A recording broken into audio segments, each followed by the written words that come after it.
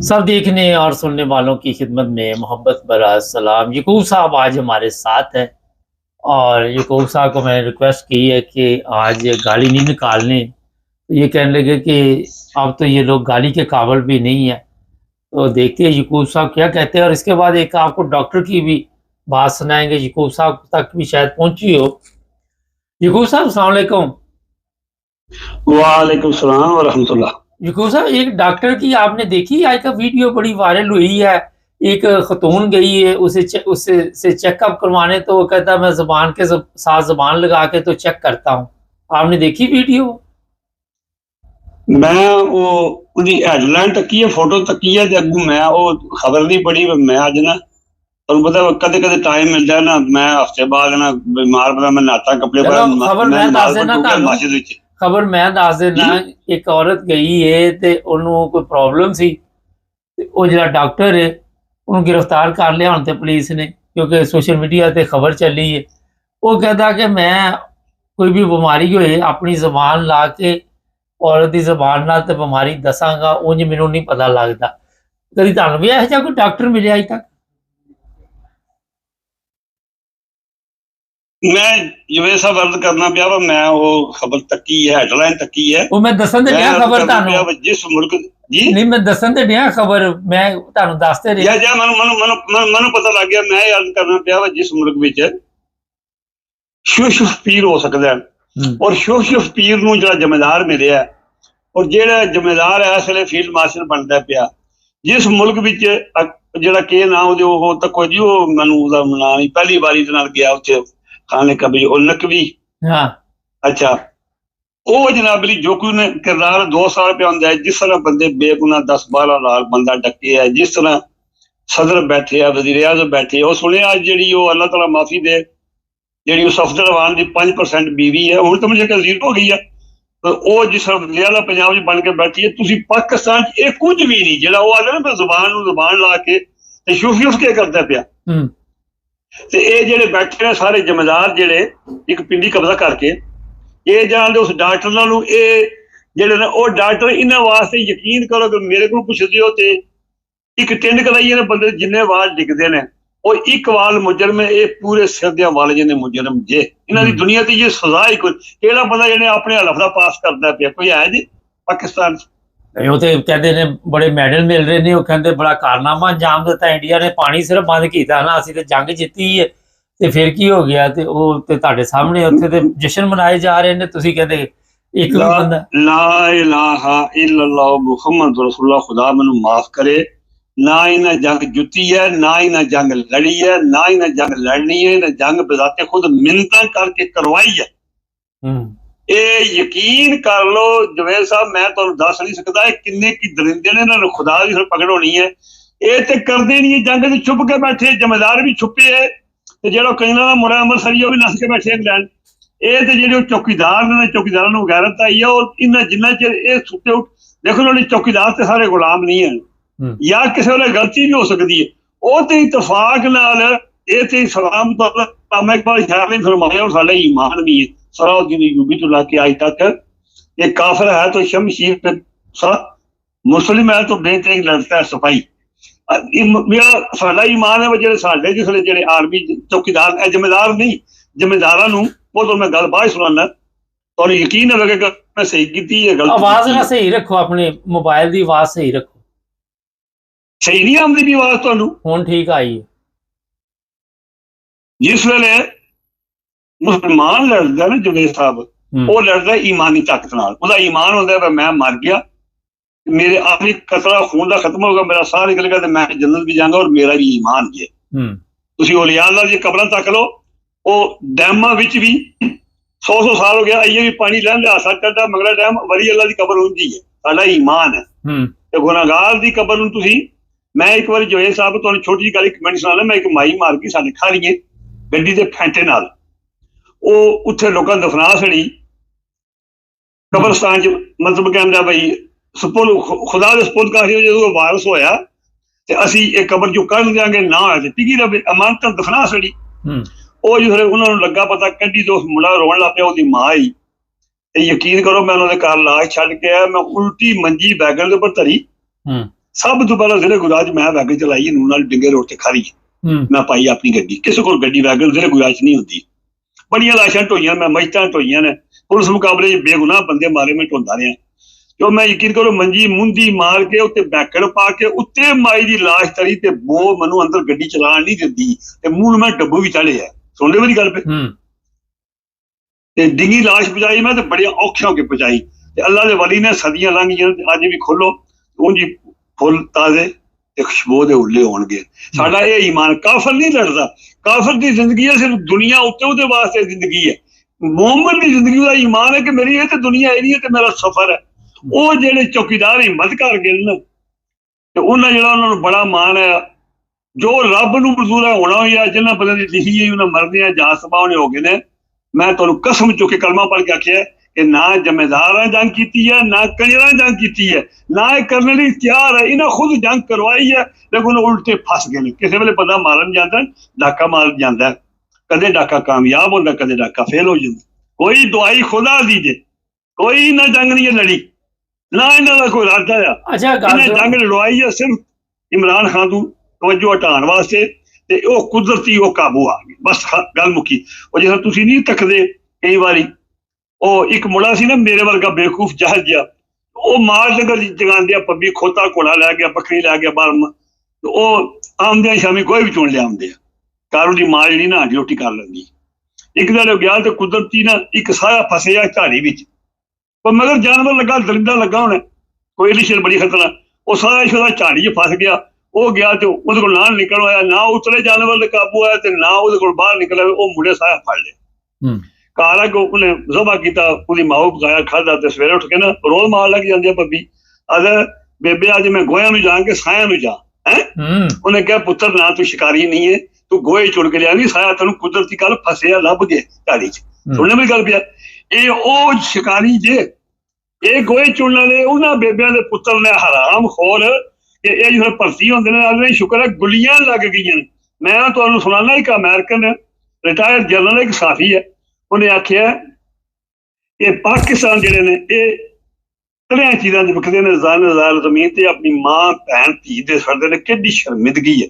ਉਹਨੇ ਕਿਹਾ ਅਗਰ ਪਾਕਿਸਤਾਨ ਅੱਜ ਤੱਕ ਕੋਈ ਬੰਦਾ ਨਹੀਂ ਖਰੀਦਿਆ ਗਿਆ ਤੇ ਸਾਡੇ ਕੋਲ ਇਮਰਾਨ ਖਾਨ ਨਹੀਂ ਖਰੀਦਿਆ। ਆਲ ਅਰਬਾ ਕੀਤਾ, ਦੁਨੀਆ ਦੀ ਹੁਸੀਨ ਕੁੜੀ ਪੇਸ਼ ਕੀਤੀ ਹੈ, ਡਾਲਰਾਂ ਦੀਆਂ ਬੋਰੀਆਂ ਧਰੀਆਂ ਨੇ ਸ਼ਰਾਬ। ਉਹਨੇ ਕਿਹਾ ਕੋਈ ਕਸਰ ਛੱਡੀ ਨਹੀਂ। ਤੇ ਜਿਹੜੇ ਜਮੇਦਾਰ ਨੇ ਉਹਨੇ ਕਿਹਾ ਜਿਸ ਬ੍ਰਿਗੇਡੀਅਰ ਬਣਦੇ ਨੇ ਸਾਨੂੰ ਪਤਾ ਕਿ ਉਹਨਾਂ ਦਾ ਨੰਬਰ ਆ ਜਾਣੇ, ਅਸੀਂ ਇਹਨਾਂ ਦਾ ਇੱਕ ਤਰੀਕਾ ਹੀ ਰੱਖਿਆ ਜਾਂ ਇੰਗਲੈਂਡ ਟ੍ਰੇਨਿੰਗ ਕਰਾਓ ਜਾਂ ਅਮਰੀਕਾ ਜਿਹੜੇ ਆਉਂਦੇ ਨੇ ਉੱਥੇ ਅਸੀਂ ਇਹਨਾਂ ਦਾ ਪੂਰੀਆਂ ਵੀਡੀਓ ਨਹੀਂ ਬਣਦੀਆਂ, DNA ਟੈਸਟ ਹੋ ਜਾਂਦੇ ਨੇ, ਇਹਨਾਂ ਦੀ ਪੂਰੀ ਫਿਲਮ ਵੀਡੀਓ ਬਣਾ ਕੇ ਨਾ ਪ੍ਰਿੰਟ ਤਿਆਰ ਕਰ ਲੈਂਦੇ ਆ। ਫਿਰ ਅੱਗੇ ਉਹ ਹੀ ਆਉਂਦਾ ਜਿਹੜਾ ਸਭ ਤੋਂ ਵੱਡਾ ਅਲਕ ਨਾਪਾਕ ਹੁੰਦਾ। ਇਹ ਪਲਾਂਟੇਡ ਬੰਦੇ ਨਾਲ ਦੀ ਕਿਹੜੀ ਗੱਲ ਕਰਦੇ ਹੋ, ਇਹ ਜ਼ੁਲਮ ਹੈ। ਮੈਨੂੰ ਇਹ ਡਰ ਲੱਗਦਾ ਪਿਆ ਵਾ ਜਿਸ ਵੇਲੇ ਸ਼ਰਾਬ ਆਉਂਦਾ ਨਾ ਤੇ ਉਹ ਨਹੀਂ ਤੱਕਦਾ ਜਵੇਦ ਸਾਹਿਬ ਵਾ ਦਰਖਤ ਵੱਡਾ ਕਿਹੜਾ ਕਿ ਨਿੱਕਾ ਕਿਹੜਾ। ਹਾੜ ਜਿਸ ਵੇਲੇ ਆਉਂਦਾ ਨਾ ਸਾਹਮਣੇ ਬਾਰਿਸ਼ ਤਗੜੀ ਹੁੰਦੀ ਹੈ ਤੇ ਆਰਿਸ਼ਾ ਰੋਡ ਦਾ ਕਈ ਵਾਰੀ ਨਾਲ ਪੁੱਲ ਵੀ ਰੁੜ ਜਾਂਦੇ ਨੇ। ਮੈਨੂੰ ਡਰ ਲੱਗਦਾ ਕਿ ਅੱਲਾ ਦੇ ਮਜ਼ਲੂਮ ਮਖਲੂਕ ਵੀ ਗਰੀਬ ਹੈ ਪਾਕਿਸਤਾਨ 'ਚ। ਹੁਣ ਸਵਾਏ ਜ਼ਲਜ਼ਲੇ ਤੋਂ ਤਬਾਹੀ ਤੋਂ ਤੇ ਜਿਸ ਵੇਲੇ ਜ਼ੁਲਮ बढ़ता है तो मिट जाता है। ਇਸ ਵੇਲੇ ਇਹਨਾਂ ਨੇ ਜ਼ੁਲਮ ਦੀ ਇੰਤਹਾ ਕੀਤੀ ਜੇ, ਦੁਆਈ ਖੁਦਾ ਦੀ ਜੇ, ਕੋਈ ਹਕੂਮਤ ਨਹੀਂ ਜੇ, ਕੋਈ ਅਦਾਰਾ ਨਹੀਂ ਜੇ, ਕੋਈ ਅਦਾਲਤਾਂ ਨਹੀਂ ਜੇ, ਕੋਈ ਤੁਹਾਡੀ ਮਿਲਟਰੀ ਨਹੀਂ ਜੇ, ਕੋਈ ਤੁਹਾਡੇ ਮੁਲਕ ਦੀ ਬਿਊਰੋਕ੍ਰੇਸੀ ਨਹੀਂ ਜੇ। ਇਸ ਵੇਲੇ ਉਹ ਇਮਰਾਨ ਖਾਨ ਜਿਹੜੀ ਗੱਲ ਕਰਦਾ, ਕੁਦਰਤੀ ਨੂੰ ਰੱਬ ਨੇ ਐਸਾ ਹੀਰਾ ਇਨਸਾਨ ਪੈਦਾ ਕੀਤਾ ਜਿਹੜੀ ਮੂੰਹ ਗੱਲ ਨਿਕਲਦੀ ਹੈ ਉਹ ਕੁਦਰਤੀ ਸੱਚ ਸਾਬਤ ਹੁੰਦੀ ਹੈ। ਜੇ ਉਹ ਕਿਸੇ ਨੂੰ ਆਲੇ ਨੇ ਜ਼ਿੰਮੇਦਾਰ ਹੋ ਜ਼ਿੰਮੇਦਾਰ ਹੁੰਦਾ, ਜੇ ਉਹ ਬੂਟ ਪਾਲਸ਼ੀਆ ਕਹਿੰਦਾ ਬੂਟ ਪਾਲਸ਼ੀਆ ਹੁੰਦਾ। ਹੁਣ ਕੀ ਉਹਨੇ ਸੁਣ ਲਿਓ ਮੇਰੀ ਗੱਲ? ਹਾਂਜੀ ਹਾਂਜੀ, ਬਸ ਜੰਗਲ ਦਾ ਕਾਨੂੰਨ ਹੈ, ਜੰਗਲ ਦਾ। ਅੱਛਾ ਲੇਕਿਨ ਇੱਕ ਸਵਾਲ ਹੈ, ਇਹ ਸਾਰੀ ਜੰਗ ਦਾ ਡਿਜ਼ਾਈਨ ਤੇ ਨਵਾਜ਼ ਸ਼ਰੀਫ ਨੇ ਬਣਾਇਆ ਤੇ ਉਹਨੂੰ ਕੋਈ ਅਹੁਦਾ ਹੀ ਨਹੀਂ ਦਿੱਤਾ ਇਹਨਾਂ ਨੇ।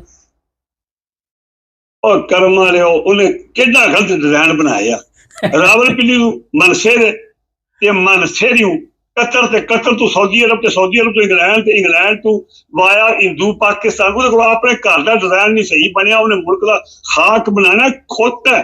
ਅੱਲਾ ਦੀ ਕਸਮ ਹੈ, ਮੈਂ 4-5 ਬੰਦੇ ਨੇ ਉਹਨਾਂ ਚ ਇਹ ਵੀ ਸ਼ਾਮਲ ਹੈ ਜਿਹਦੀ ਮੈਂ ਸ਼ਕਲ ਤੱਕ ਮੈਨੂੰ ਕਰੀ ਨਾ ਆਉਂਦੀ ਹੈ। ਇਹਦੇ ਚ ਗੈਰਤ ਨਾਂ ਦੀ ਕੋਈ ਚੀਜ਼ ਹੈ, ਇਹਨੂੰ ਨਾ ਬੁਲਾ ਕੇ ਲਗੇ ਆ ਵਜ਼ੀਰ ਬਣਨ।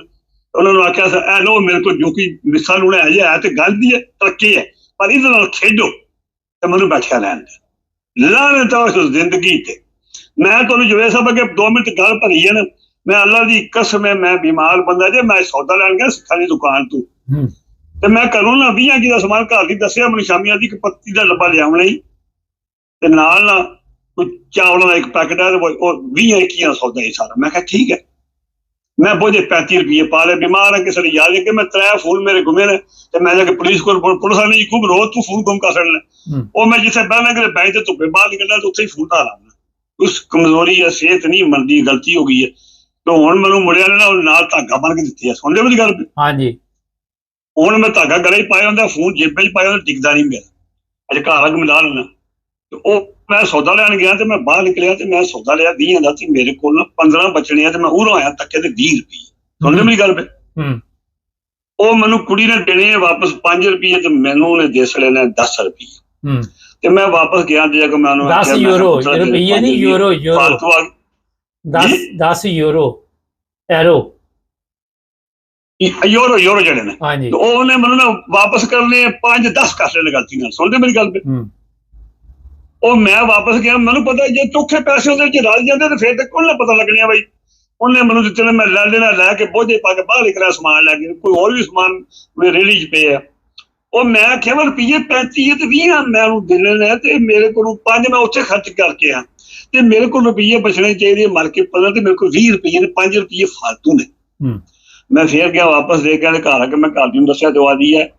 ਉਹ ਕਰਮ ਵਾਲਿਆ ਤੂੰ ਬਿਮਾਰ ਹੈ, ਤੂੰ ਭੁੱਲ ਗਿਆ। ਲੋਕ ਨਹੀਂ ਭੁੱਲਦੇ, ਐਡੀ ਕੱਚੇ ਨਹੀਂ ਉਹਨਾਂ ਦੁਕਾਨਦਾਰੀ। ਉਹ ਮੈਂ ਕਰਮ ਵਾਲੀ ਜ਼ਰੂਰੀ ਤੇਰੀ ਕੋਈ ਫਰਿਸ਼ਤਾ ਤੇ ਕੋਈ ਨਾ।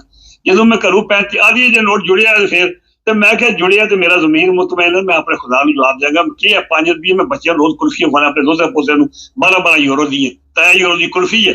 ਤੇ ਮੈਂ ਕੀ ਹੈ 5 ਰੁਪਏ ਮੇਰਾ ਨਹੀਂ ਜ਼ਮੀਨ ਮੁਤਮੈਨ, ਮੈਨੂੰ ਯਕੀਨ ਹੈ ਮੇਰੇ ਕੋਲ 5 ਰੁਪਏ ਉਹਦੇ ਫਾਲਤੂ ਆ।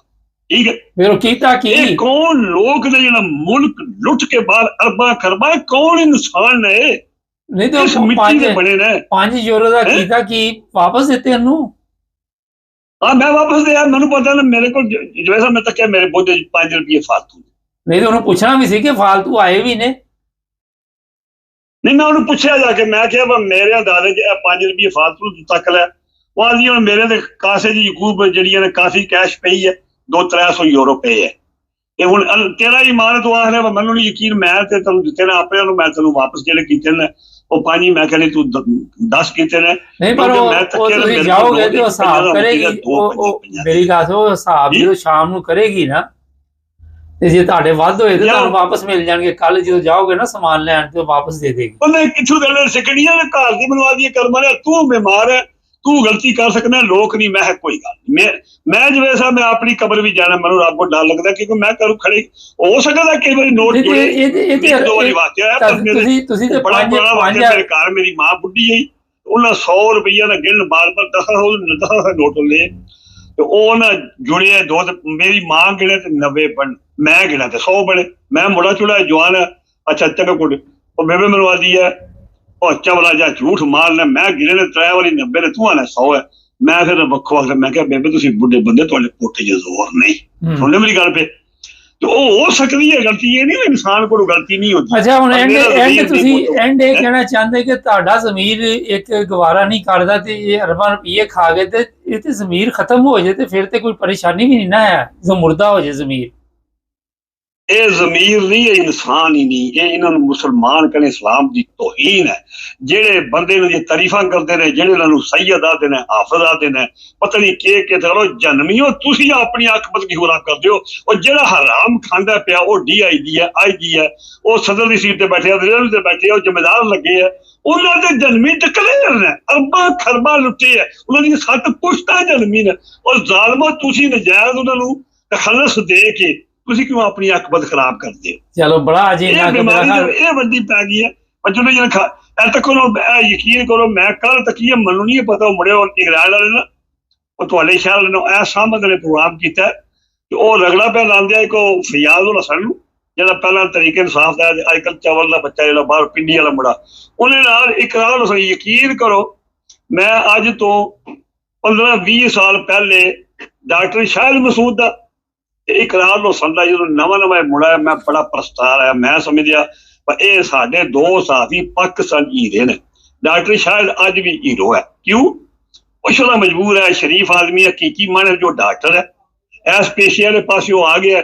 ਇਹ ਜ਼ਾਲਮ ਦਰਿੰਦੇ ਨੇ ਹਰ ਬੰਦਾ ਜ਼ਿਆਦਤੀ ਜਵੇਦ ਸਾਹਿਬ ਨਹੀਂ ਬਰਦਾਸ਼ਤ, ਜਿਸਮਾਨੀ ਨਹੀਂ। ਮੈਂ ਇੱਕ ਵਕਤ ਆਇਆ बड़ी बड़ी मार खाधी है सच बोल के, मैं उस को भी खाधी 2-3 बारी, मैं बड़ी फैटी खाधी है, पर मैं सच बोलने नूं बाज नहीं आया।